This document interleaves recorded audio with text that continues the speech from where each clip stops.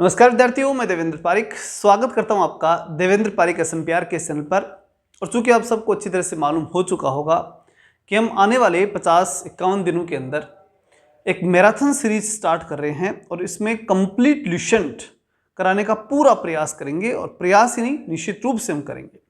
आप सबका निश्चित रूप से सहयोग चाहिएगा और अधिक से अधिक साथियों को आपको इसको बताना है, शेयर करना है और निश्चित रूप से आपको सब्सक्राइब और लाइक करना ही है, जिससे कि लगातार हम आपसे जुड़े रहें। ये मैं विश्वास दिला सकता हूं आपको कि आपको ल्यूसेंट में कहीं कोई दिक्कत नहीं आएगी। यानी इंडिया जीके का कंप्लीट पोर्शन आपको यहां तैयार कराया जाएगा। कहीं भागदौड़ नहीं, अच्छे से याद करवाने का काम हमारा रहेगा। चलिए शुरू करते हैं। भारतीय संविधान के विदेशी स्रोत, एक वीडियो अपना पहले आ चुका है, वो जरूर आप देख लें प्रस्तावना का। और अब यहां से हम आगे स्टार्ट कर रहे हैं। विदेशी स्रोतों की अगर हम बात करें तो भारत के संविधान के निर्माण में कई अलग अलग प्रकार से हमने जगह से कुछ न कुछ लिया है। तो निम्न देशों से हमने लिया है। इसमें सबसे पहला देश है संयुक्त राज्य अमेरिका। अमेरिका की हम बात करें तो एक चीज आप अच्छे से याद रखना, अमेरिका की जो न्याय व्यवस्था है ना, वो बड़ी ताकतवर है। दुनिया की सबसे शानदार न्याय व्यवस्था अगर कहीं की है तो वो अमेरिका की है। इसलिए ज्यादातर न्यायिक व्यवस्था से जुड़ी हुई चीजें हमने कहां से ले ली? अमेरिका से। देखते हैं, देखो कैसे। न्यायिक पुनरावलोकन, न्यायपालिका की स्वतंत्रता, इसके अलावा उच्चतम और उच्च न्यायालय के न्यायाधीशों को हटाने की विधि और वित्तीय आपातकाल, इसको अगर हम अलग रख लें तो न्यायपालिका के संबंध में 4-5 चीजें तो हमने देखी। कहने का मतलब अधिकांशतः न्यायपालिका का मामला कहां से हो गया? संयुक्त राज्य अमेरिका से। अब हम डिटेल से देख लेते हैं इसको। सबसे पहली चीज, जो संविधान की पहला पन्ना है, प्रस्तावना, वही हमने कहां से ले लिया? अमेरिका से। दूसरा, मौलिक अधिकार, अधिकार और अमेरिका दोनों ऐसे स्टार्ट होते हैं, इसलिए ये भी याद रह जाएगा। अधिकार यानी मौलिक अधिकार अमेरिका से, ठीक है। न्यायिक पुनरावलोकन, मैंने बताया न्यायपालिका की संबंधित सारी चीजें कहां से हैं? अमेरिका से। संविधान की सर्वोच्चता, और न्यायालय सबसे ज्यादा काम किस पे करता है? संविधान पे। न्यायालय के लिए संविधान ही सर्वोच्च है, इसलिए संविधान की सर्वोच्चता भी हमने कहां से ली? अमेरिका से। फिर न्यायपालिका की स्वतंत्रता, निर्वाचित राष्ट्रपति और उस पर महाभियोग। अब ये चीज आपको अलग से देख लेनी है कि निर्वाचित राष्ट्रपति और उसके ऊपर महाभियोग, यानी राष्ट्रपति और उपराष्ट्रपति। और ये भी आप अच्छी तरह जानते हैं कि दुनिया का सबसे ताकतवर राष्ट्रपति अगर कहीं पर है तो वो अमेरिका में है।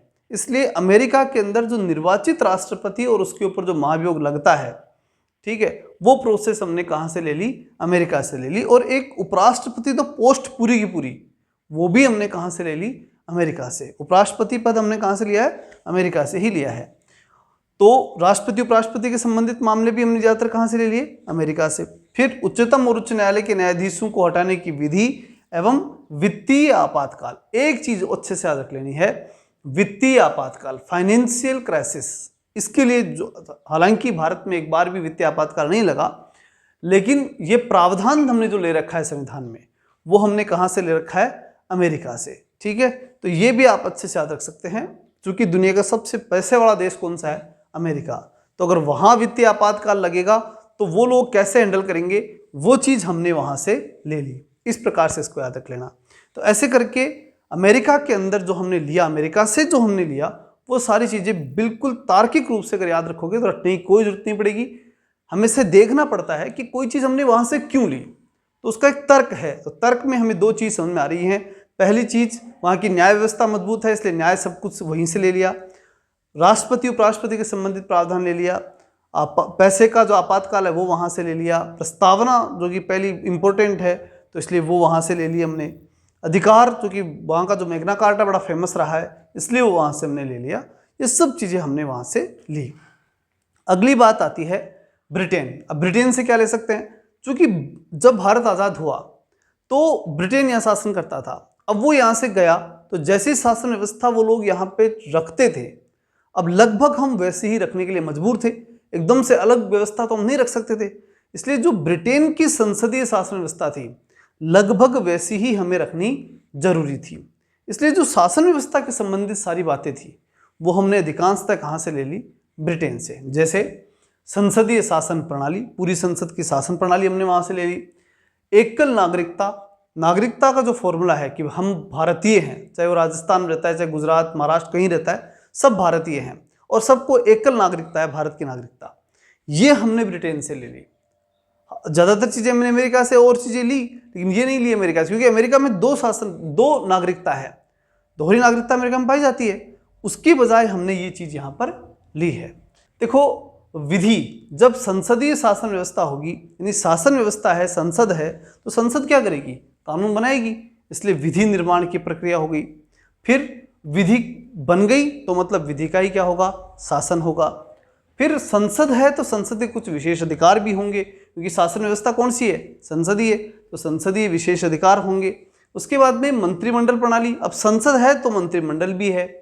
फिर परमाधिकार लेख और द्विसदनवाद, अब सदन, 2 सदन है तभी तो संसद बनेगी, ठीक है, तो द्विसदनवाद ये भी आ गया। परमाधिकार लेख, एक ये परमाधिकार लेख है, ये थोड़ा अलग से आपको ध्यान रख लेना है। ये ब्रिटेन से हमने लिया परम अधिकार, ब्रिटेन से जो है वो परमाधिकार लेख जो है वो हमने यहाँ से ले लिया, इतना आपको जरूर ध्यान रख लेना है। अब आते हैं हम आयरलैंड से। आयरलैंड से हमने क्या लिया? तो आयरलैंड से नीति निरसक तत्व लिए। फिर राष्ट्रपति के निर्वाचक मंडल की व्यवस्था, ध्यान रखिए, राष्ट्रपति को हटाने की प्रक्रिया हमने अमेरिका से ली, लेकिन राष्ट्रपति के निर्वाचक मंडल की व्यवस्था, मतलब कि राष्ट्रपति को जब निर्वाचित किया जाएगा तो कौन कौन लोग शामिल होंगे, ये व्यवस्था हमने कहाँ से ली? आयरलैंड से। इसको याद रखने का तरीका यही है, राष्ट्रपति के बारे में या तो हमने कहाँ से लिया? ऐसे अमेरिका से, या फिर हमने कहाँ से लिया? ऐसे आयरलैंड से। तो आयरलैंड से हमने आयर यानी आए, कौन आया? राष्ट्रपति आया। आया का मतलब ये हो गया कि निर्वाचक मंडल बनाएंगे तभी राष्ट्रपति आएगा, ठीक है ना। पहले निर्वाचक मंडल बनेगा, फिर वो निर्वाचक मंडल यानी जो लोग इकट्ठे होंगे वो राष्ट्रपति को वोट करेंगे, चाहे वो लोकसभा, राज्यसभा और समस्त राज्यों की विधानसभा के लोग होंगे। तो वो सारे के सारे विधायक और सांसद हैं, वो सब के सब आए, मतलब आयरलैंड, ठीक है, और उन्होंने राष्ट्रपति का निर्वाचन किया। इसलिए निर्वाचक मंडल की व्यवस्था कहाँ से? आयरलैंड से। राष्ट्रपति द्वारा राज्यसभा में साहित्य, कला, विज्ञान, समाज सेवा इत्यादि के क्षेत्र में ख्याति प्राप्त व्यक्तियों का मनोनयन। मतलब 2 चीजें मेजरली ध्यान रखनी है कि राष्ट्रपति को नियुक्त करना और राष्ट्रपति द्वारा नियुक्त करना। राष्ट्रपति को नियुक्त किया तो किसने किया, वो इंपॉर्टेंट हुई, और फिर राष्ट्रपति जब बन गया तब उसने किस व्यक्ति को नियुक्त किया, वो इंपॉर्टेंट हो गई। तो इसलिए खुद की नियुक्ति और दूसरे की नियुक्ति, खुद के द्वारा दूसरे की नियुक्ति, ये दोनों चीजें आयरलैंड से हैं, ठीक है ना। तो खुद पहले धरती पर आया, आयरलैंड निर्वाचक मंडल के माध्यम से आया, और फिर उसके बाद में दूसरे को वो लेकर के आता है, दूसरे को नियुक्त करता है, तो वो भी क्या? आयरलैंड। बस इतनी सी बात ध्यान रखनी है, राष्ट्रपति का खुद का निर्वाचक मंडल और राष्ट्रपति द्वारा किसी दूसरे का निर्वाचन, ये दोनों चीजें आयरलैंड से ली गई है। क्लियर? आगे बढ़ते हैं। अच्छा, नीति निर्देशक तत्व ध्यान रखना, नीति निर्देशक तत्व जो है वो भी कहाँ से लिए गए हैं? आयरलैंड से लिए गए हैं। इसको भी आपको अच्छे से याद रखना है। आगे बढ़ते हैं। ऑस्ट्रेलिया। ऑस्ट्रेलिया की हम बात करें तो प्रस्तावना की जो भाषा है, शुरुआत में प्रस्तावना देखते हैं, पढ़ते हैं, सबसे पहला पन्ना प्रस्तावना का ही होता है। तो प्रस्तावना तो हमने अमेरिका से ली, लेकिन उसकी जो लैंग्वेज है, भाषा है, वो हमने ऑस्ट्रेलिया से ली। ये अंतर ध्यान रखना। प्रस्तावना कहाँ से? अमेरिका से, प्रस्तावना कॉन्सेप्ट, और प्रस्तावना की जो लैंग्वेज है वो ऑस्ट्रेलिया से। समवर्ती सूची का प्रावधान। समवर्ती सूची कौन सी होती है? एक केंद्र सूची होती है, एक राज्य सूची, और एक ऐसी सूची जिसपे केंद्र और राज्य दोनों काम करते हैं, उसे समवर्ती कहते हैं। मतलब ऐसी सूची जिसपे केंद्र भी काम करेगा, राज्य भी काम करेगा, वो इस प्रकार की सूची, यानी ऐसे विषय जिन पे केंद्र राज्य सरकारें दोनों काम करें, उसको समवर्ती सूची कहते हैं। और उस समवर्ती सूची का प्रावधान कहाँ से लिया हमने? ऑस्ट्रेलिया से, ठीक है ना। ये आपको ध्यान रखना है। केंद्र राज्यों के बीच संबंध और शक्तियों का विभाजन। मतलब देखो, ऑस्ट्रेलिया के बारे में भी अगर हम बात करें तो एक चीज कॉमन ध्यान रखनी है। ऑस्ट्रेलिया यानी आस, किसी भी चीज से आस रखना, आशा रखना। और आशा क्या है? आशा ये है कि भैया केंद्र सरकार और राज्य सरकारें प्रेम से रहें। अब वो प्रेम से कब रहेंगी? जब वो रहेंगी कि केंद्र और राज्य सरकारों के बीच में संबंध और शक्तियों का विभाजन रहेगा, और ये जो समवर्ती सूची है उसके ऊपर दोनों के दोनों कानून बना लेंगे या दोनों काम कर सकेंगे। संसद के दोनों सदनों की संयुक्त बैठक। अब दोनों सदनों की संयुक्त बैठक का मतलब क्या है? इसमें राज्यसभा भी है और लोकसभा भी है। इसका मतलब राज्यों की सभा का महत्व है, यानी राज्यों का महत्व है। तो यहाँ फिर वही बात हो गई, दोनों हो गए केंद्र और राज्य सरकार, ये फिर यहाँ दिखाई दे, मतलब एक आभास होता है कि राज्यों को महत्व बढ़ा है। इसी प्रकार व्यापार वाणिज्य समागम की स्वतंत्रता, मतलब कि व्यापार वाणिज्य भी कहीं राज्यों में ही है, स्टेट में ही है, हर जगह फैला हुआ है, तो उसको भी इकट्ठे करने की स्वतंत्रता, समागम करने की स्वतंत्रता। तो इस प्रकार से हम कह सकते हैं कि ऑस्ट्रेलिया का जो विशेष टारगेट है, ऑस्ट्रेलिया से जो हमने लिया प्रमुख रूप से, वो हमने लिया केंद्र राज्यों से जुड़ी हुई बातें, जो भी केंद्र और राज्य के संबंधित चीजें थी वो सारी हमने कहाँ से ले ली, ऑस्ट्रेलिया से। ठीक है ना, ऐसे करके इसको आसानी से याद रख सकते हैं अपन। एक बार मैं फिर बोलता हूँ, ध्यान सुनना। देखो, प्रस्तावना अमेरिका से, लेकिन प्रस्तावना की भाषा ऑस्ट्रेलिया से। समवर्ती सूची का प्रावधान ऑस्ट्रेलिया से। केंद्र राज्यों के बीच संबंधों का विभाजन ऑस्ट्रेलिया से। संसद के दोनों सदनों की बैठक भी ऑस्ट्रेलिया से, और व्यापार वाणिज्य का समागम भी ऑस्ट्रेलिया से। अगली बात आती है जर्मनी। जर्मनी में देखो, हिटलर मुसोलिनी का नाम सुना होगा आपने, जर्मनी और इटली के अंदर पे फेमस थे, तानाशाह थे वो, इसलिए जर्मनी का नाम उस तानाशाही से जुड़ा हुआ है। इसलिए ध्यान रख लेना कि आपातकाल के प्रवर्तन के दौरान राष्ट्रपति को मौलिक अधिकार संबंधी जो शक्तियां दी गई हैं, मौलिक अधिकारों को लागू करने के संबंध में, लागू करना या नहीं करना, वो शक्तियां, मतलब आपातकाल के दौरान राष्ट्रपति के पास शक्ति कौन सी रहेगी मौलिक अधिकारों की, वो हमने कहाँ से ले ली, जर्मनी से। ठीक है ना, राष्ट्रपति की पावर कितने होने चाहिए, ये जर्मनी से लिए। आपातकाल हो गया तब तो फिर तानाशाही के रूप में चलाना पड़ेगा, तो इसलिए ये जर्मनी से हमने ले लिया। फिर आता है कनाडा। कनाडा से क्या, अब देखो कनाडा और ऑस्ट्रेलिया की थोड़ी तुलना करते हुए पढ़ लो, जिससे दोनों अच्छे से याद हो जाएंगे। क्या, संघात्मक विशेषताएं। संघात्मक विशेषता का मतलब होता है कि राज्यों को जहां महत्व दिया जाता है, जहां राज्य और केंद्र दोनों का एक मिला जुला रूप दिखाई देता है।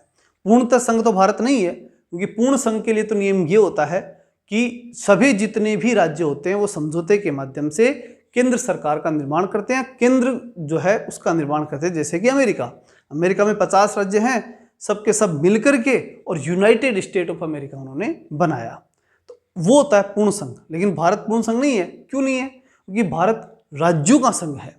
भारत में स्पष्ट है कि भारत क्या है, राज्यों का संघ। और राज्यों का संघ होने का मतलब क्या है कि सभी राज्य आपस में जुड़े हुए तो हैं, लेकिन जुड़कर के केंद्र सरकार नहीं बनाते। मतलब कि कभी बिखरेंगे तो भारत सरकार नहीं बिखरेगी। ठीक है, पहली बात। दूसरी बात, बिखर भी नहीं सकते। जितने भी स्टेट इंडिया में, जितने भी राज्य, पंजाब, हरियाणा, राजस्थान, गुजरात, जो भी बंगाल, कहीं भी, वो सब के सब भारत से कोई भी अलग नहीं हो सकता, क्योंकि भारत राज्यों का संघ है। भारत संघात्मक राज्य नहीं है। संघात्मक राज्य होता तो समझौते से बनता, हम समझौते से नहीं बने। हमारा तो सीधा सीधा है, आना ही पड़ेगा, शामिल होना ही पड़ेगा संघ में, भारत संघ में शामिल होना ही पड़ेगा, और हम शामिल हो गए। अब दूर होने का या इससे अलग होने का सवाल ही पैदा नहीं होता। तो इसलिए ये चीज़ जो है वो थोड़ी ज़्यादा महत्वपूर्ण हो जाती है कि संघात्मक की केवल हमने क्या ली है, विशेषता। कनाडा से हमने संघात्मक व्यवस्था की विशेषता ली है। ठीक है, अवशिष्ट शक्तियां केंद्र के पास रखी हैं। अवशिष्ट शक्तियां नहीं, बाकी बची हुई जो शक्तियां हैं वो केंद्र के पास। जैसे राज्य की शक्तियां राज्य के पास, केंद्र की शक्तियां केंद्र के पास, और अवशिष्ट यानी जो केंद्र में भी नहीं आती, राज्य में नहीं आती और समवर्ती में भी नहीं आती, ऐसी बची हुई शक्तियां किसके पास दे दी हमने, केंद्र में। मतलब हमने केंद्र सरकार को ज्यादा शक्तिशाली बनाया है। राज्यपाल की नियुक्ति विषयक प्रक्रिया, राज्यपाल की जो नियुक्ति है, ठीक, वो भी केंद्र सरकार करती है। इसलिए यहां पर भी ताकत कहां जा रही है, केंद्र के पास। तो कनाडा यानी केंद्र सरकार। कैसे कनाडा और कैसे केंद्र सरकार? जहां केंद्र सरकार पावरफुल हुई वो कनाडा से सारे प्रावधान लिए गए। जैसे मैंने बताया, अवशिष्ट शक्ति केंद्र के पास, राज्यपाल की नियुक्ति प्रक्रिया जो भी केंद्र करेगी, ठीक, संघ और राज्यों के बीच शक्ति का विभाजन, केंद्र सरकार राज्य सरकारी शक्तियों का बंटवारा, और बंटवारे में ये कि अगर राज्य की शक्ति के ऊपर केंद्र की शक्ति आ जाती है, जैसे समवर्ती सूची में हुआ करता है, ऐसा जो हम पढ़ेंगे आगे, कि जब भी समवर्ती विषयों के ऊपर केंद्र और राज्य दोनों कानून बनाते हैं तो संघ का कानून मान्य होगा, यानी केंद्र का कानून मान्य होगा। इसका मतलब क्या हुआ? इसका मतलब सीधा सा है, कौन ताकतवर हुआ? केंद्र ताकतवर हुआ, और केंद्र ताकतवर मतलब कनाडा। ठीक, संघ और राज्यों के बीच शक्तियों का विभाजन एवं सर्वोच्च न्यायालय का परामर्शीय निर्णय। सर्वोच्च न्यायालय जो है वो राष्ट्रपति को परामर्श दे सकती है, राष्ट्रपति परामर्श मांग सकता है। ये जो पावर है ये भी हमने कहाँ से लिया है, कनाडा से लिया है। मतलब राष्ट्रपति सर्वोच्च न्यायालय को कन्ने बुला सकता है, अपने कन्ने वाला समझे, कनाडा नज़दीक, ठीक, तो कनाडा से जोड़ लेना इसको भी। तो इस प्रकार से देखो जोड़ करके याद रखना आसान रहता है और कोई तरीका नहीं होता। सबसे बढ़िया तरीका ये रहता है कि शब्द को आपस में जोड़ दो, जैसे ही शब्द एग्जाम में आएगा ऑटोमेटिक वो शब्द दूसरा याद आएगा और अपना क्वेश्चन सही हो जाएगा।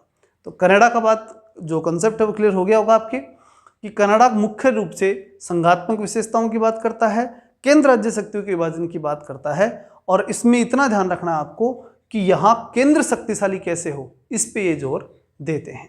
ठीक है, एक चीज का अंतर ध्यान रखना कि संघ और राज्यों के बीच शक्ति का विभाजन जो है वो तो कनाडा में, ठीक, शक्ति विभाजन, जैसे कि शरीर के ऊपर वाले हिस्से और नीचे वाले हिस्से दोनों का विभाजन करने के लिए हम कई बार पजामे का नाड़ा बांधते हैं, तो वो कन्नाडा, ठीक है ना, तो वो जो नाड़ा होता है, कनाडा होता है, उससे विभाजन हो जाता है, ऊपर केंद्र और नीचे राज्य, ऐसे शक्ति का विभाजन यहाँ पर हो जाएगा। याद रखने का एक तरीका हो सकता है। ठीक, तो इस प्रकार से आप इन चीज़ों को ढंग से याद रखेंगे, बहुत महत्वपूर्ण है। आगे आती है बात दक्षिणी अफ्रीका की। दक्षिणी अफ्रीका से हमने क्या लिया, संविधान में संशोधन की प्रक्रिया हमने ली, उसके अलावा राज्यसभा के सदस्यों का निर्वाचन, ये हमने अफ्रीका से लिया। अब देखो दो चीजें इसमें हो गई, क्या हुई कि संविधान संशोधन की प्रक्रिया, प्रोसेस, संविधान में संशोधन करने की प्रोसेस हमने कहाँ से ली, अफ्रीका से। दक्षिणी अफ्रीका में गांधी जी गए थे, आप सबने सुना है, और वहाँ गए, वहाँ एक संशोधन की प्रक्रिया उन्होंने चलाई थी कि कैसे भी जो है वो अंग्रेजों के चंगुल में वहाँ के लोग न फंसे। तो उससे जोड़ के रखो कि संशोधन के बारे में सारे काम कहाँ से स्टार्ट हुए, अफ्रीका से। इसलिए संविधान संशोधन की प्रक्रिया का प्रावधान हमने कहाँ से लिया, अफ्रीका से लिया। राज्यसभा के सदस्यों का जो निर्वाचन है वो भी हमने कहाँ से लिया, अफ्रीका से लिया।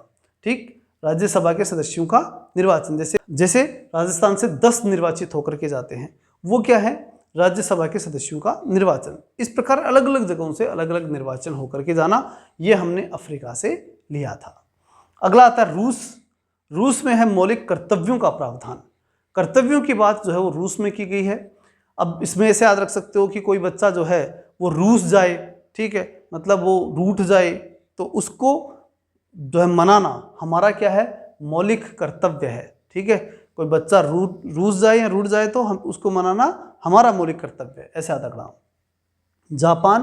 जापान के अंदर से पान निकालो, पान, और उसे उठा करके और विधि द्वारा मुंह में स्थापित कर लो, ठीक है ना, तो विधि द्वारा स्थापित करने की प्रक्रिया, ये कहाँ है, जापान में। ठीक, रूस हो गया, जापान हो गया। फिर आता है फ्रांस। फ्रांस में क्या है, गणतंत्रात्मक और प्रस्तावना में स्वतंत्रता, समानता, बंधुत्व के आदर्श, मतलब दो चीजें हैं यहाँ से। फ्रांस से एक तुमने क्या लिया, गणतंत्र। फ्रांस का गणतंत्र आपने हिस्ट्री में खूब पढ़ा होगा, फ्रांस का 5वां गणतंत्र, 10वां गणतंत्र। तो गणतंत्र 10वां तो नहीं हुआ, लेकिन एक मतलब अलग अलग प्रकार के गणतंत्र वहाँ चले। तो फ्रांस में गणतंत्रात्मक व्यवस्था की जो बात की जाती है वो थी वहाँ, और वो गणतंत्र हमने यहाँ पे ले लिया। फिर प्रस्तावना में स्वतंत्रता, समानता, बंधुत्व, वहाँ पर जो 3 शब्द हमेशा फेमस रहे फ्रांस की राज्य क्रांति में, स्वतंत्रता, समानता और बंधुत्व, ये 3 शब्द हमेशा वहाँ पर प्रसिद्ध रहे, और ये तीनों शब्द हमने हमारी प्रस्तावना में शामिल किए हैं। तो वो कहाँ से लिए हमने, फ्रांस से ही लिए हैं। अब बात आती है, भारतीय संविधान के अनेक देशी और विदेशी स्रोत हो सकते हैं भी। कई स्रोत जो हमने, जैसे मान लीजिए तो हमने फेमस पढ़ लिए, लेकिन कुछ ऐसे स्रोत भी हैं जो इनके अलावा भी कहीं से ले लिए गए, इंस्पायर होकर के ले लिए गए। लेकिन भारतीय संविधान का सबसे अधिक प्रभाव अगर कहीं पे पड़ा या सर्वाधिक प्रभाव अगर किस चीज़ का लिया गया, तो वो है भारत शासन अधिनियम 1935। यहाँ से सर्वाधिक हमने जो है भारतीय संविधान का हिस्सा लिया है। भारतीय संविधान के 395 अनुच्छेदों में से लगभग 250 अनुच्छेद ऐसे हैं जो 1935 के अधिनियम से या तो शब्द से ले लिए गए, यानी या तो 1935 के भारत शासन अधिनियम से उठाकर कैसे कैसे शामिल कर लिए, या फिर उनमें बहुत थोड़ा बहुत परिवर्तन करके हमने ले लिया। लेकिन लगभग 250 अनुच्छेद हमने भारतीय संविधान में 1935 के भारत शासन अधिनियम से ही ले लिए। मतलब सीधा सा इसमें एक ही प्रश्न बनता है कि हमारे संविधान पर सर्वाधिक प्रभाव किस चीज़ का पड़ा, तो 1935 के भारत शासन अधिनियम का, वहाँ से हमने सर्वाधिक चीज़ें ली हैं। अगली बात आती है कि अनुसूचियों की। ये तो वो एक टॉपिक हो गया आपका, ठीक है, कि भारत के संविधान पर कहाँ और किस चीज़ का प्रभाव पड़ा, ये टॉपिक कंप्लीट हो चुका। अब हम नए टॉपिक में प्रवेश कर चुके हैं, और वो है कि भारतीय संविधान की जो अनुसूचियां हैं वो कैसी हैं और किस प्रकार से हैं। तो पहली अनुसूची, सबसे पहली जो अनुसूची है उसको याद करना। इसमें भारतीय संघ के घटक राज्यों, कितने राज्य हैं? 28 राज्य और 8 केंद्र शासित प्रदेश, इनका उल्लेख किया गया है। सीधी सी बात है, 28 राज्य 8 केंद्र शासित प्रदेश वर्तमान में हैं। आपको इतना ही ध्यान रखना है कि पहली अनुसूची में जो हमारी भारत की जो जमीन है, चाहे उसमें राज्य हैं चाहे केंद्र शासित प्रदेश हैं, उन सब का नाम लिखा हुआ है, बस सीधी सी बात है। दूसरा, अच्छा इसमें एक नोट और है, वो भी देख लेते हैं। संविधान में 69वें संशोधन के द्वारा दिल्ली को राष्ट्रीय राजधानी क्षेत्र का दर्जा दिया गया था। ये नोट के रूप में आप अच्छे से, यानी ये प्रश्न सीधा पूछा सकता है कि किस संशोधन के द्वारा दिल्ली को राष्ट्रीय राजधानी क्षेत्र घोषित किया गया था, तो 69वें संविधान संशोधन के तहत। आगे हम आते हैं दूसरी अनुसूची में। पहली अनुसूची क्लियर हो गई, जितनी जमीन उसके 28 राज्य और 8 भाग बना लिए, वो पहली अनुसूची में हमने लिख दिया, क्योंकि पहले जमीन का काम होगा। अब जमीन पे राज करने वालों की बात आएगी। तो दूसरी अनुसूची, इसमें भारतीय राज्य व्यवस्था के विभिन्न पदाधिकारियों को प्राप्त होने वाले वेतन, भत्ते और पेंशन का उल्लेख किया गया। मतलब पहली अनुसूची में सारी जमीन, 28 राज्य 8 केंद्र शासित प्रदेश। दूसरी अनुसूची में उस जमीन पर शासन करने वाले लोग, शासन करने वाले जो भी लोग हैं ना, वो तब शासन करेंगे या तब काम करेंगे जब उनको ये बता दिया जाए कि आपका वेतन इतना है, पेंशन इतना है, ये सारी बातें उनको पहले बताओगे तब कोई आकर ज्वाइन करेगा। यही बात है। तो पहले पैसे बताओ उनको कि कितना काम करने पर कितना पेमेंट मिलेगा। तो दूसरी अनुसूची में हमने क्या बताया उनको? पेमेंट बताया। तीसरी अनुसूची में इसमें विभिन्न पदाधिकारियों द्वारा पद ग्रहण करने के समय ली जाने वाली शपथ का उल्लेख है। अब जब पहले आपने धरती बताई, भाग पहली अनुसूची, दूसरी उसमें अधिकारियों को लेकर के आए और उनको पेमेंट बताया कि भाई ये आपका पेमेंट है, नहीं पैसा। तो दूसरी अनुसूची पैसा बता दिया। तीसरी अनुसूची शपथ, शपथ, ठीक है। मतलब अब आप उनको बिठाओगे ना तो शपथ दिला करके बिठाओगे, तो पैसा बताने का काम दूसरे नंबर पर और तीसरे नंबर पर शपथ दिलाने का काम आता है। तो 3 अनुसूची हो गई। पहली अनुसूची में 28 राज्य 8 केंद्र शासित प्रदेश, दूसरी अनुसूची के अंदर अधिकारियों का वेतन, तीसरी अनुसूची में अधिकारियों की शपथ। चौथी अनुसूची, इसमें क्या है? इसमें विभिन्न राज्यों तथा केंद्र शासित प्रदेशों की राज्यसभा में प्रतिनिधित्व का विवरण किया गया है। अब चौथा जो है उसमें सीधा है राज्यसभा, इसको आप बोल लीजिए राजसभा। तो राज्यसभा में 4 अक्षर हो गए, इसलिए चौथी अनुसूची हो गई। राज्यसभा के लिए या राज्यसभा के अंदर जाने के लिए जो भी प्रतिनिधित्व का विवरण है वो किस में है? चौथी अनुसूची में। मतलब कि किस राज्य से कितनी जाएंगी। जैसे मैंने भी थोड़ी देर पहले बताया, राजस्थान से 10 सीटें किसके लिए रिजर्व हैं, यानी कहाँ के लिए हैं? राज्यसभा के लिए हैं। और ये बात कहाँ लिखी हुई है? चौथी अनुसूची में, ठीक है। तो चौथी में राज्यसभा, तो 4 अक्षर हो गए राज्यसभा के, राज्यसभा, ठीक। तो 4 अनुसूची आपको कन्फर्मली याद हो गई होंगी। पहली अनुसूची में पूरी धरती के बारे में बात की गई, 28 राज्य 8 केंद्र शासित प्रदेश। दूसरी में पैसा, 2 हैं तो पैसा की बात की गई, मतलब कितना पैसा अधिकारियों को मिलेगा। तीसरी में शपथ की बात की गई, तो तीसरी अनुसूची शपथ की हो गई। चौथी में राज्यसभा की बात हो गई, ठीक। तो 4 अनुसूची क्लियर है।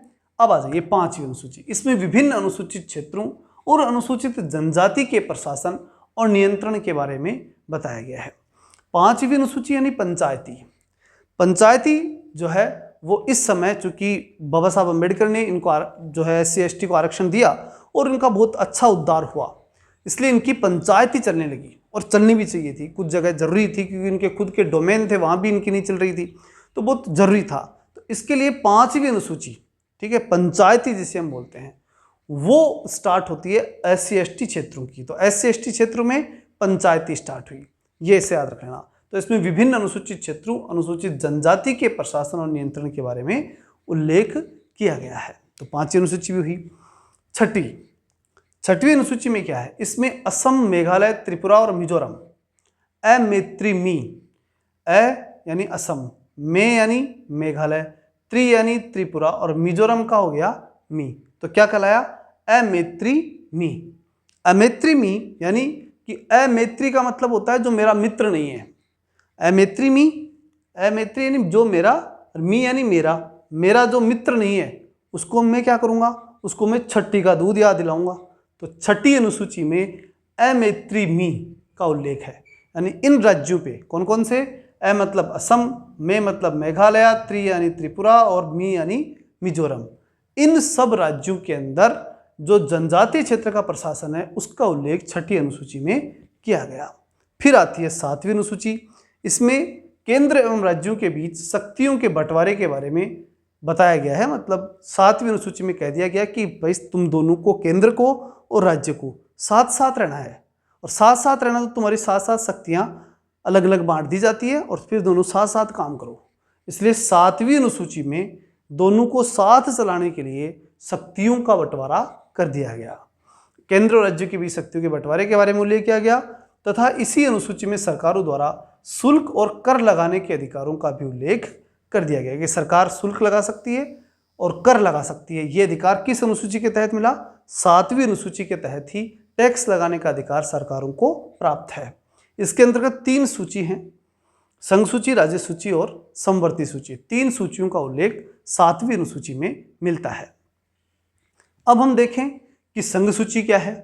तो इस सूची में दिए गए विषय पर केंद्र सरकार कानून बनाती है। संघ यानी केंद्र का विषय, ठीक, तो केंद्र सरकार ही कानून बनाएगी। संविधान के लागू होने के समय इसमें 97 विषय थे, वर्तमान में 100 विषय हैं। अब यहाँ एक बात क्लियर कर दूं, देखो मूल रूप से 97 विषय थे और मूल 97 ही रहेंगे। विषयों की संख्या बढ़ सकती है लेकिन वो कह के लिख करके फिर बढ़ती है, इसलिए मूल कभी चेंज नहीं होते। कई बार संख्या कम भी हो जाती है तो वो खाली जगह रहती है, जो क्रम है वो कभी भी चेंज नहीं होता, चाहे वो आर्टिकल हो और चाहे वो ये विषय हो, ठीक है। 97 थे, 97 हैं और 97 ही रहेंगे। इन्हें बोला जाता है आर्टिकल। अगर आपको सीधा पूछा गया, सॉरी, इन्हें विषय कहा जाता है। अगर आपको सीधा पूछा गया, मान लो कि कितने संघ सूची में कितने विषय हैं, तो आपको बताना सीधे उत्तर में सीधा ही किया कितने, 97 है। लेकिन आपको पूछ ले कुल कितने, वर्तमान में कुल कितने हैं, इसका मतलब वो क्या पूछना चाहता है, वो कह गए जो आपने बीच में जोड़े हैं वो ही पूछना चाहता है। तब आपको ये उत्तर देना है कि भाई 100 विषय हैं। समझ में आई बात? इतना ध्यान रखना। संघ सूची के कुछ महत्वपूर्ण विषय हैं, देश की प्रतिरक्षा, विदेशी मामले, युद्ध, शांति, रेल, डाक तार, मुद्रा बैंकिंग, परमाणु शक्ति, और ये सबसे महत्वपूर्ण प्रश्न है, ये पक्का आता है एग्जाम में, इसको ध्यान से सुनना दे। वो है क्या चीज? ये ऐसी है कि देश की प्रतिरक्षा, अब बताओ रक्षा केंद्र सरकार करेगी या राज्य सरकार? ऑब्वियस है, आर्मी और पूरी जो सिस्टम है वो केंद्र सरकार के पास होता है, इसलिए केंद्र सरकार ही करेगी। दूसरा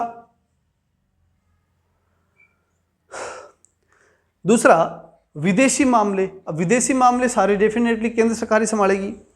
युद्ध और शांति की बात पे अगर हम करें तो वो भी निश्चित रूप से केंद्र संभालेगी।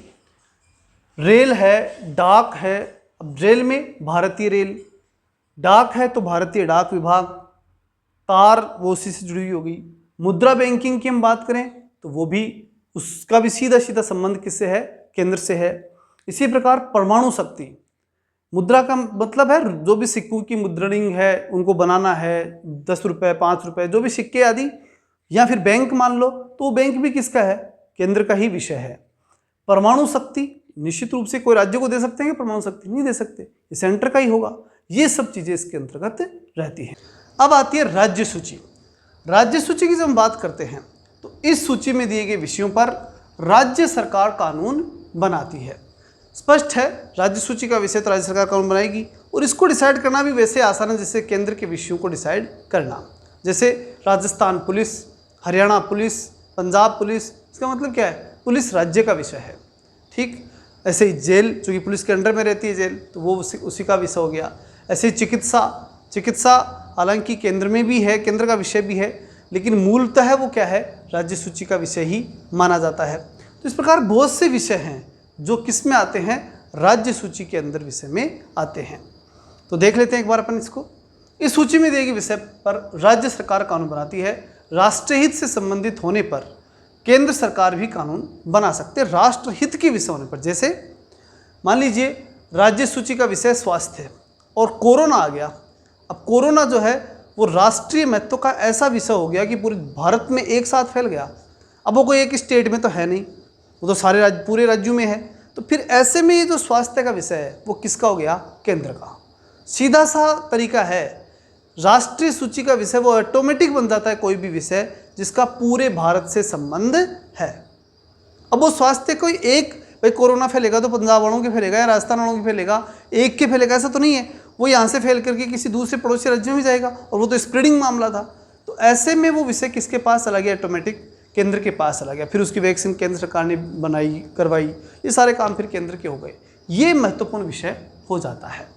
तो ये लाइन बहुत इंपॉर्टेंट है कि राष्ट्रीय हित से संबंधित होने पर केंद्र सरकार भी कानून बना सकती है, लेकिन मूलतः इस सूची के विषयों पे कानून कौन बनाता है? राज्य सरकारें ही बनाती हैं, और स्वाभाविक रूप से राज्य सरकार ही इस पे काम करती है। लेकिन विशेष परिस्थिति आ गई तो फिर केंद्र इस पे कानून बना सकती है। संविधान के लागू होने के समय इसके अंतर्गत 66 विषय थे, वर्तमान में इसमें विषय 61 हैं। मैं फिर कह दूं, यही मूल माने जाएंगे, क्रम संख्या भी चेंज नहीं होगी, लेकिन चूँकि विषयों की संख्या, क्रम तो ऊपर नीचे हैं, 66 है तो 66 ही हैं। अब जहाँ से हटा है ना विषय, तो वो जगह ही खाली है, वो क्रम संख्या वहीं पे विराजमान है, क्रम नहीं चूक होंगे, ठीक है ना, वो फिक्स रहेंगे। तो मूल विषय 66 ही माने जाएंगे, और कुल विषय कितने हो गए? 61। ऐसे ध्यान रखिएगा। राज्य सूची में शामिल कुछ विषय जो हैं वो इस प्रकार से हैं: शांति और व्यवस्था, पुलिस, जेल, स्थानीय शासन, कृषि, जन स्वास्थ्य, राज्य केंद्र होने वाले व्यापार, मतलब राज्यों के और केंद्र के बीच में होने वाले कुछ व्यापार हैं वो, न्याय विभाग, ये सब किसके हैं? राज्य सूची के विषय हैं। राज्य ही पे कानून बनाता है, लेकिन फिर कह दूं कि जब आवश्यकता पड़ती है तो केंद्र इसमें हस्तक्षेप कर सकता है राष्ट्रीय हित का विषय होने पर। और वो कैसे करती है उसका भी एक तरीका है, पूरा प्रोफॉर्मा है उसका। वो ये होता है कि राज्य सूची के विषय को केंद्र सूची के लिए बनाया जाता है, राज्यसभा द्वारा 2/3 बहुमत के द्वारा पास करके, और फिर उसे राज्य सूची के विषय को केंद्र का बनाया जाता है, तब केंद्र सरकार उस पर कानून बना सकती है। अगला जो विषय आता है वो आता है समवर्ती सूची का विषय। इसके अंतर्गत दिए गए विषय पर केंद्र एवं राज्य दोनों सरकारें कानून बना सकते हैं। केंद्र सरकार भी कानून बना सकती है, राज्य सरकार समवर्ती है तो दोनों बना सकते हैं, किसी का कोई बाउंडेशन नहीं है। जैसे राज्य सूची पे राज्य सरकारें ही कानून बनाती है, बस जरूरत पड़ने पर राज्यसभा द्वारा डिक्लेयर कराने पर केंद्र सरकार कानून बना सकती है। वो तो एक परिस्थिति बस हो गया। बाकी राज्य सूची के विषय पर राज्य कानून बनाता है और केंद्र सूची के विषय पर केंद्र कानून बनाता है। यहाँ जो हम बात कर रहे हैं समवर्ती सूची की, इसमें न तो केंद्र का पट्टा और न राज्य का पट्टा, जिसको अच्छा लगे वही बना लेगा, ठीक है। तो इसके अंतर्गत दिए गए विषय पर केंद्र और राज्य दोनों सरकारें कानून बना सकती हैं, परंतु कानून के विषय समान होने पर केंद्र सरकार द्वारा बनाया गया कानून ही मान्य होगा। अगर केंद्र ने भी कानून बना दिया, राज्य ने भी कानून बना दिया, दोनों ने कानून बना दिए, तो केंद्र द्वारा बनाया गया कानून ही मान्य होगा। आगे बात आती है कि राज्य सरकार द्वारा बनाया गया कानून केंद्र सरकार के कानून बनाने के साथ ही समाप्त हो जाएगा। भाई केंद्र ने कानून बना दिया तो बस राज्य वाला मान्य नहीं है, केंद्र वाला ही मान्य है। संविधान के लागू होने के समय समवर्ती सूची के विषय थे 47, अब वो हो गई वर्तमान में 52। वो वही बात, मूल विषय 47 थे, 47 है, 47 ही रहेंगे। तो ये विषय आपको अच्छे से याद रखने हैं, ठीक है ना। समवर्ती सूची कितने हैं? 47 विषय, समवर्ती 47। समवर्ती सूची के में कुछ महत्वपूर्ण विषय हैं, जैसे दीवानी फौजदारी कानून एवं प्रक्रिया, विवाह तथा तलाक। सीधा सा इसमें भी समवर्ती का मतलब केंद्र राज्य दोनों काम करें, इसका मतलब कि वो विषय केंद्र का भी हो सकता है, राज्य का भी हो सकता है। जैसे अब तलाक और विवाह व्यवस्था है, तो विवाह किया हुआ व्यक्ति को एक राज्य में टिके जरूरी है क्या? एक राज्य का व्यक्ति दूसरे राज्य के मतलब व्यक्ति से भी विवाह कर सकता है, तो ये कोई फिक्स नहीं है, इसलिए समवर्ती विषय हो गई है। शिक्षा, अब शिक्षा कोई एक राज्य में ली जाए जरूरी नहीं है, वो इसलिए इसको भी समवर्ती में डाल दिया। पहले तो राज्य सूची का विषय था, लेकिन इसको भी अब किस में डाल दिया? समवर्ती में डाल दिया। आर्थिक नियोजन, बिजली, समाचार पत्र, श्रमिक संघ, वन और वन्य जीव, ये सब समवर्ती सूची के विषय है, और इसलिए हैं क्योंकि ये केंद्र किसी एक विशेष राज्य या किसी केंद्र, यानी कह सकते हैं कि केवल केंद्र के अधीन नहीं रह सकते। इस पे जो है सब खुल के कानून बनाएंगे ना, तभी ये चीज़ें काम कर पाएंगे। जैसे वन और वन्य जीव है, अब वन और वन्य जीव किसी एक राज्य का नहीं हो सकता, ठीक। कई तो वन्य जीव अभ्यारण्य ऐसे हैं जो एक या एक से अधिक राज्यों में मतलब फैले हुए हैं, तो बताओ आप कैसे करोगे फिर? तो उसको समवर्ती में लाना ही पड़ेगा। श्रमिक हैं वो कोई एक राज्य में नहीं टिकते, समाचार पत्र तो पूरे भारत का चलेगा। तो ऐसे कुछ विषय जो हैं उन विषयों को ज़्यादातर को समवर्ती सूची में रखा गया है। इसमें केंद्र राज्य दोनों खुल करके कानून बनाएंगे, तब ही जाकर के चीज़ें सक्सेस हो सकती हैं। तो आपको इसका सीधा सा तरीका मैं बता देता हूँ। देखो, समवर्ती सूची के अंदर का मतलब यही है कि जो केंद्र में नहीं, जो राज्य में नहीं, वो समवर्ती में है, ठीक। और इसका सीधा सा तरीका ये है कि जब भी आपको इसमें कन्फ्यूजन हो, क्योंकि बहुत विषय है, अब 47 तो इसमें है, 97 एक में है, ठीक है, 61 एक में है, तो कितने के याद रखोगे? ऐसे तो याद होगा नहीं। तो इसका एक ही तरीका है, आप सीधा सा लगा के देखो। उसके आगे से रेलवे, अब रेलवे के आगे लगाना है भारतीय रेल, मुद्रा भारतीय मुद्रा, डाक में भी भारतीय डाकघर, संचार में BSNL भारत संचार निगम लिमिटेड लगता है। तो वो शब्द लगा करके देखोगे ऑटोमेटिक, क्योंकि हम यूज ज़्यादातर चीज़ों को लेते हैं, तो उससे मालूम पड़ जाएगा कि विषय केंद्र का है या राज्य का है। और बहुत ही आसान तरीका है, इससे आप आसानी से पकड़ सकते हैं, ठीक है। बाकी जितने क्वेश्चन निकालोगे उससे भी वो चीज़ें बार बार करोगे अभ्यास, तो मालूम पड़ जाएगा। बहुत ज़्यादा मुश्किल काम नहीं है। क्वेश्चन का फॉर्मेट लेकिन यही रहेगा, आपको विषय दिया जाएगा कि ये विषय किस सूची का है, और ये महत्वपूर्ण है 7वीं अनुसूची, ये अच्छे से आपको तैयार करनी है। आगे बढ़ते हैं 8वीं अनुसूची। 7वीं के बाद बात करते हैं 8वीं अनुसूची की। ये भी इंपॉर्टेंट है। इसमें भारत की 22 भाषाओं का उल्लेख है, सब जानते हैं। मूल रूप से 8वीं अनुसूची में 14 भाषाएं थी। शुरू में कितनी थी? 14। अब कितनी हो गई? 22, ठीक। 1967 ईस्वी का पहला जो 21वां संविधान संशोधन जो 67 में हुआ था 8वीं अनुसूची को लेकर के, वो सिंधी भाषा को लेकर के था। सिंधी भाषा इसमें जोड़ी गई। मतलब सबसे पहले जो 67 मतलब 67 जो जोड़ी गई वो थी सीधी भाषा, एकदम उठा करके सीधी 67 जोड़ती।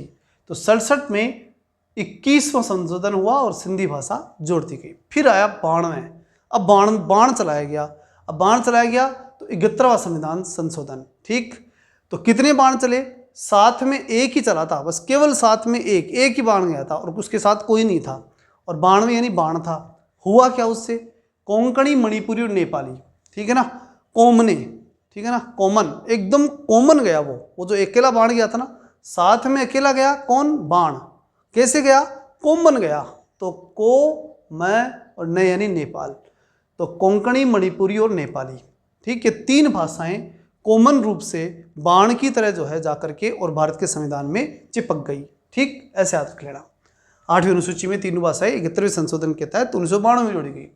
फिर उसके बाद 2003 ईस्वी आई, और 2003 के अंदर 92वां संविधान संशोधन हुआ। अब ये ध्यान रखना, वो 92 सन थी, ठीक है ना, और 71 संशोधन था। अब यहाँ 92वां संविधान संशोधन हो रहा है और 2003 की बात है, ठीक है ना। ये सब आपको जो है डिवाइड करके रखना ही पड़ेगा माइंड में। इसमें मैथिली, संथाली, डोगरी और बोडो, ठीक है, मेस, डोबो, ठीक है। मेस के अंदर जाकर के डूब जाओ, तो मेस में बनता है सामान सारा, तो मेस में डूबो, मेस है डोबो, मेस में डूबो।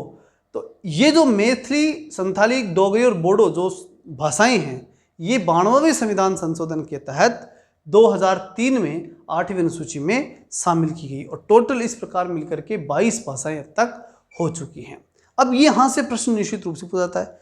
मोटे रूप से 3 संशोधन ही तो है बस, उसमें मैंने बता दी ट्रिक के रूप में, कॉमन और फिर मेस, डोबो, ये 2 तो ऐसे याद रखने हैं। और शुरू वाले में तो कोई दिक्कत थी नहीं, सीधी सीधी सिंधी भाषा, ठीक। लेकिन ये इंपॉर्टेंट है, इसमें से प्रश्न पूछा जाता है। आगे बढ़ते हैं 9वीं अनुसूची। संविधान में यह अनुसूची प्रथम संविधान संशोधन अधिनियम, यानी पहले 8 अनुसूचियां तो शुरू में थी अपने पास, शुरू से ही जब संविधान लागू हुआ उस समय 8 अनुसूचियां थी। फिर पहला जो संशोधन हुआ था ना, तब ये पहली अनुसूची 9वीं अनुसूची जोड़ी गई थी, ठीक है ना। तो यहाँ से ध्यान रखना कि संविधान में यह अनुसूची प्रथम संविधान संशोधन अधिनियम 1951 के द्वारा ही जोड़ दी गई थी। सबसे पहले संशोधन में ही 9वीं अनुसूची जुड़ गई थी। अब है क्या इसमें?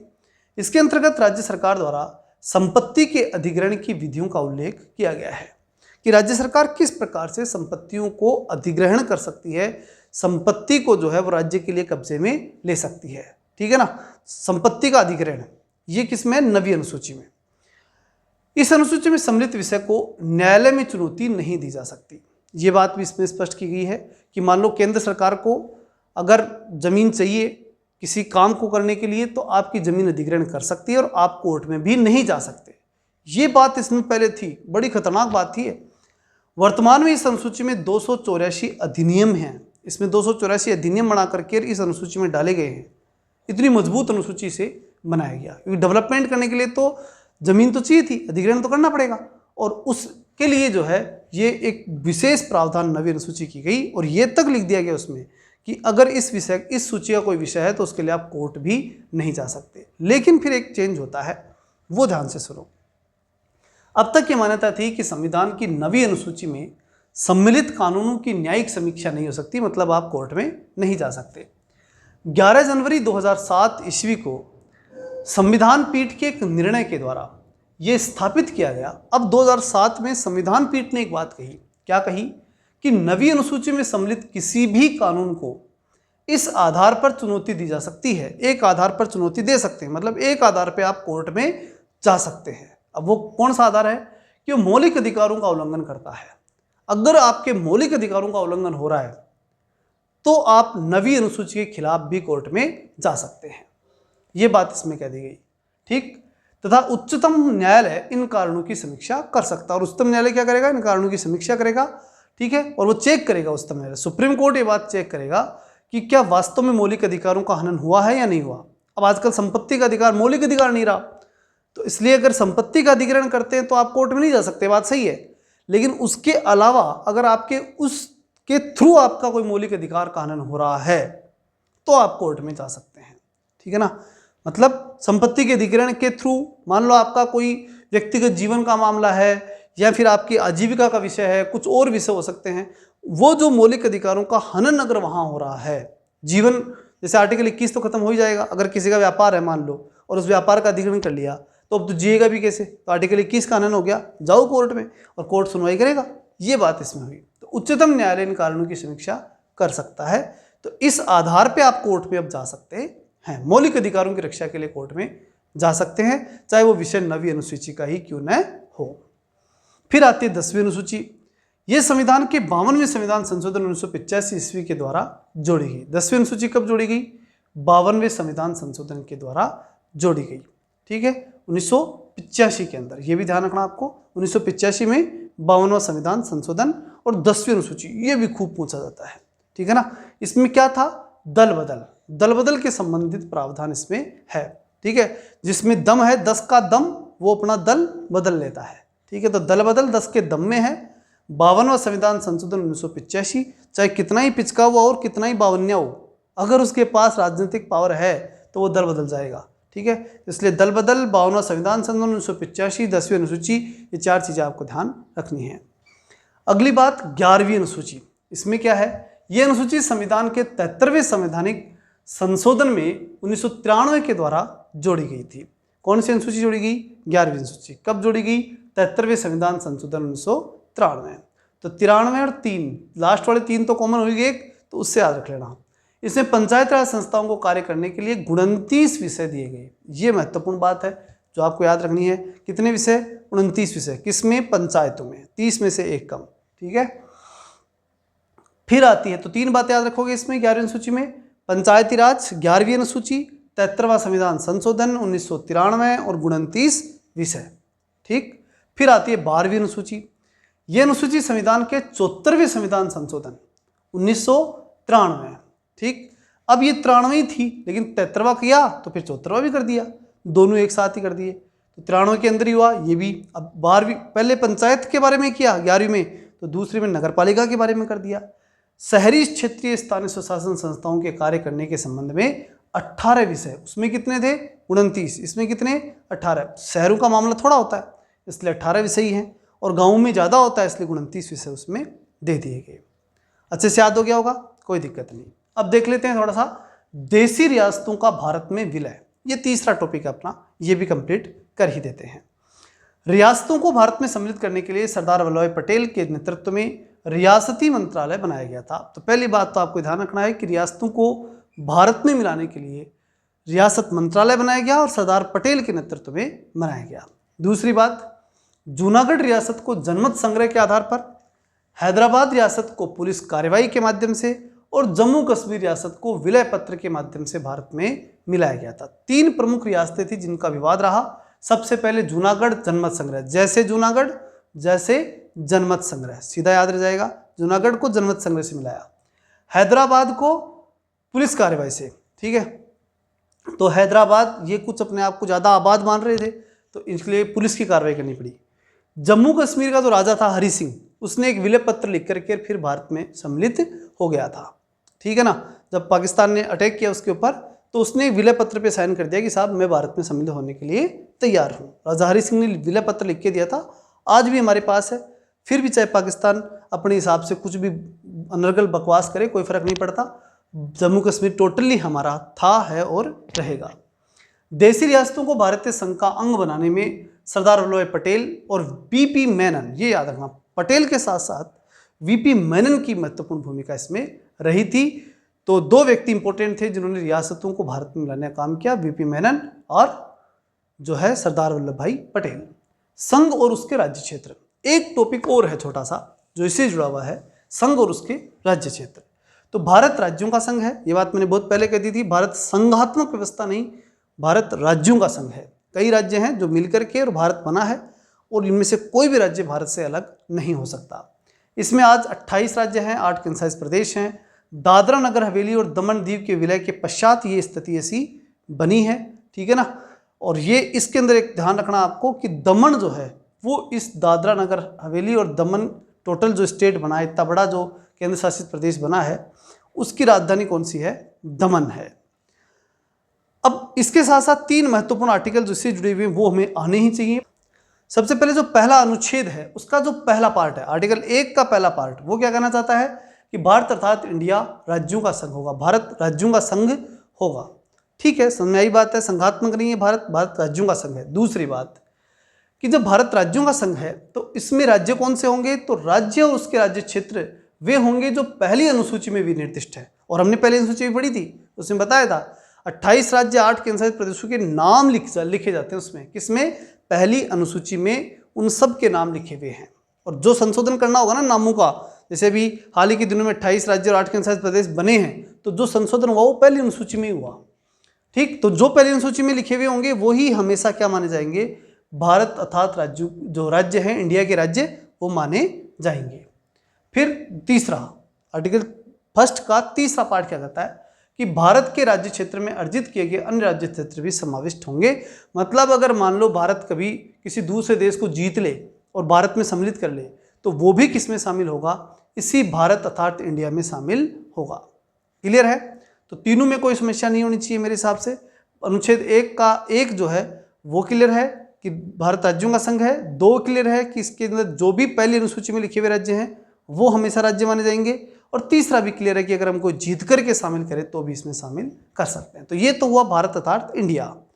दूसरे अनुच्छेद में क्या है?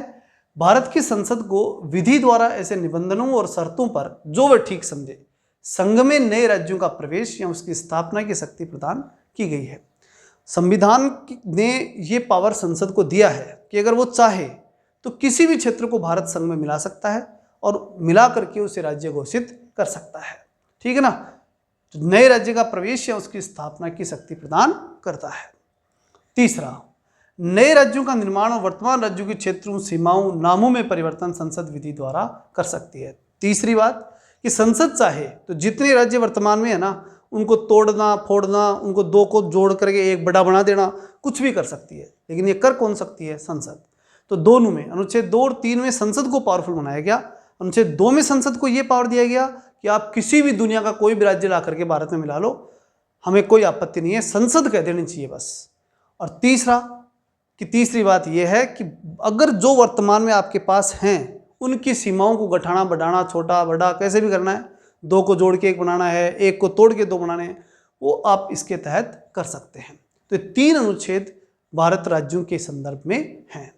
ठीक है, और इस प्रकार से पहली मैराथन आज अपनी कंप्लीट हुई। नेक्स्ट वीडियो में यहाँ से आगे बढ़ेंगे और लगभग 10 से 12 मैराथन में कोशिश करेंगे कि भारत का संविधान लगभग कवर कर दिया जाए। 51 मैराथन में पूरी लुसेंट कंप्लीट करा दी जाएगी, ऐसा पूरा प्रयास हमारा रहेगा। मिलते हैं नेक्स्ट वीडियो में, तब तक के लिए जय हिंद, जय भारत।